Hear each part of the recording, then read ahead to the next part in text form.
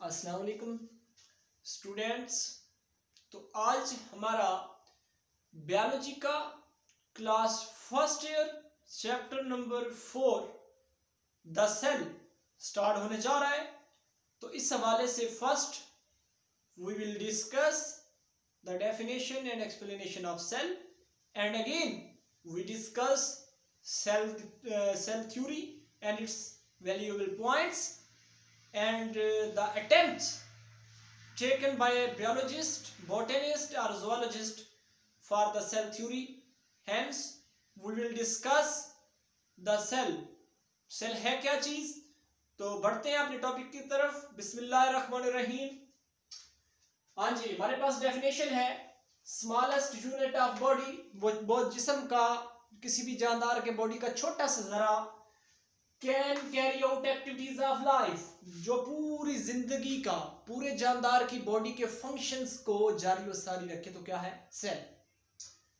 हाँ जी, next emergence and implication of cell theory, लागू करना एंड इमर्जेंस, वजूद में आना किसका? सेल थ्योरी का। तो यहाँ पे हमने साइंटिस्ट जो थे या बायोलॉजिस्ट थे जिन्होंने इस चीज पे वर्क किया, उनको एक तरतीब के साथ स्टडी करेंगे। तो पहले नंबर पे जिसका नेम आता है वो है जी रॉबर्ट हुक। रॉबर्ट हुक एक इंग्लिश बायोलॉजिस्ट थे। उन्होंने 1665 में डिस्कवर्ड सेल, सेल को दरियाफ्त किया 1665 में। लेकिन ये एक फार्मूलेशन हाइपोथेसिस सादा था, ये बेस तो बन गई लेकिन एक इकाई थी सेल थ्योरी के स्टेप की। और ये कहां से दरियाफ्त हुई? Study of slice of cork, bark of an oak tree. ये जो दरख्तों के ऊपर छाल बन जाती है, किस किस्म की डेड लेयर जो सेल्स की होती है, उसको उसने स्टडी किया, उतारी इतना सा पीस और उसको एग्जामिन किया। तो उसे महसूस हुआ कि शायद के मक्खियों की छत्तों की तरह ये कंपार्टमेंट्स हैं। तो यहां से रॉबर्ट हुक की ये discovery start. Next Lorenz Oken. Lorenz Oken 1805 इन्होंने थैलियां डिस्कवर की। थोड़ी सी स्टेप अगेन आ गया, नेक्स्ट स्टेप इन्होंने वेजिकल का उनको नाम दिया और इसने कहा कि जानदार की जो बॉडी है वो वेजिकल्स पे मुश्तमिल है, थैलियां एक दूसरे के ऊपर जुड़ी हुई, तो वो सेल थे। उसके बाद तीसरे नंबर पे जीन बैप्टिस्ट डी लीमार्क, इन्होंने 1809 में सेल को नेम दे दिया सेलुलर टिश्यूज का। किसका नेम दे दिया? सेलुलर टिश्यूज का नेम दे दिया। उसके बाद रॉबर्ट ब्राउन 1831 इन्होंने न्यूक्लियस इन सेल दरियाफ्त किया कि फिर इन्होंने वजाहत यह दी कि एक खाली जगह है खोखली सेल के अंदर जिसे न्यूक्लियस कहते हैं, बकायदा नेम दिया न्यूक्लियस। ठीक है जी। उसके बाद 5th नंबर पे नेम आता है थ्यूडर शिवान एंड श्लीडन।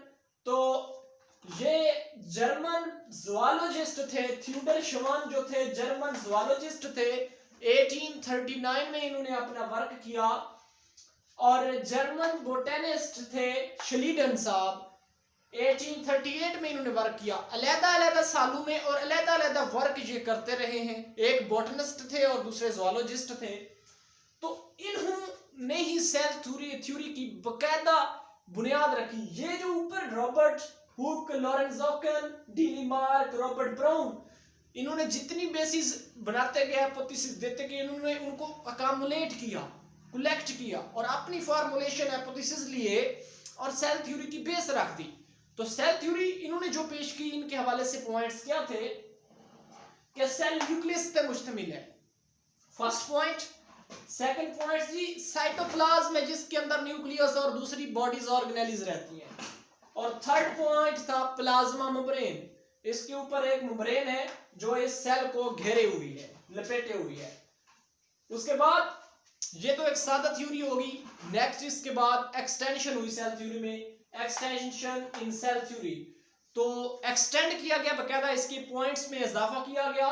तो इस हवाले से जो ज़ूलॉजिस्ट या बायोलॉजिस्ट आप कह रहे थे, वो थे रॉडलिफ विर्चो। 1855 में इन्होंने वर्क स्टार्ट किया और हाइपोथेसिस दिया। हाइपोथेसिस क्या था? New cells are formed only by division of previously living cell. जो पुराने सेल्स हैं उनकी डिवीजन से नए सेल वजूद में आते हैं, और उन्हीं की जबान में, ये ग्रीक जबान है, लातीनी या यूनानी जबान है, उसमें उसने कहा ओमिनस सेलुले ई सेलुला। ठीक है जी, तो इसने ये हाइपोथेसिस पेश किया।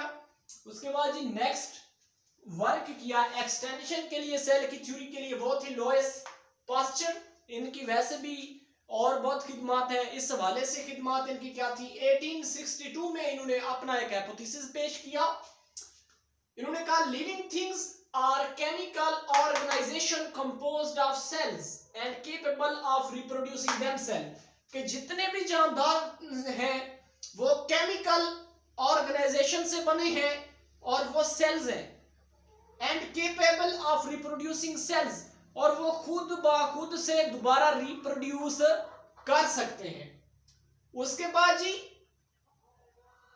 थर्ड नंबर पे जो साहब थे वो बायोलॉजिस्ट अगस्त विजमैन थे।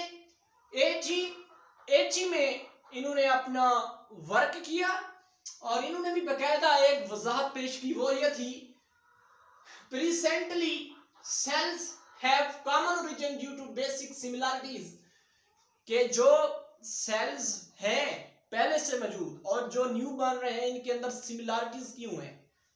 मॉलिक्यूलर बेसिस इनकी एक है और ये एक ही चीज से ताल्लुक रखते हैं, इनकी मॉलिक्यूलर बेसिस एक जैसी हैं। इस वजह से उन्होंने कहा जी presently cells have a common origin due to basic similarities.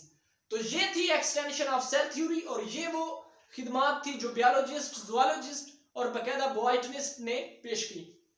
And पे 3 पॉइंट्स हमने पढ़ने हैं, ये इंपॉर्टेंट शॉर्ट क्वेश्चन है ये वाला आपका। ये जो ऊपर हमने लॉन्ग क्वेश्चन पढ़ा है पहले, ये इतनी बेसिक चीज नहीं है, ये आपके सिलेबस के हवाले से इतना अहम नहीं है। ठीक है, तो इस हवाले से ये आपका शॉर्ट क्वेश्चन जो है बहुत अहम है। इसके हम salient features of cell theory देखने लगे हैं, इंपॉर्टेंट शॉर्ट क्वेश्चन है। तो यहाँ पे हमने देखना है पहला point, all organisms composed of cells, तमाम जानदार चीजें जो जिंदा चीजें हैं वो सेल्स पर मुश्तमिल है। एक पॉइंट हो गया। दूसरा पॉइंट है all arise from pre existing ones, मतलब जो ऑल सेल्स हैं न्यू बन रहे हैं वो पहले वाले जो सेल्स हैं उनसे वजूद में आ रहे हैं। ठीक हो गया, 2 पॉइंट्स हो गए। और तीसरे नंबर पे जो पॉइंट है basic unit of structure and function in all organism, शक्ल शुबाहत का और फंक्शनिंग के ये यूनिट्स हैं किसी भी जानदार के लिए। तो ये थे वो साइलेंट फीचर सेल थ्योरी के जो बहुत अहमियत के अमल थे। तो आज का ये आपके चैप्टर नंबर 4 द सेल का इंट्रोडक्शन था और ये लॉन्ग और शॉर्ट क्वेश्चन था। नेक्स्ट बकायदा इस चैप्टर का आगाज हो जाएगा। मेरे चैनल को लाइक एंड सब्सक्राइब कीजिएगा और कमेंट्स देना ना भूलिएगा। वस्सलाम, अल्लाह हाफिज।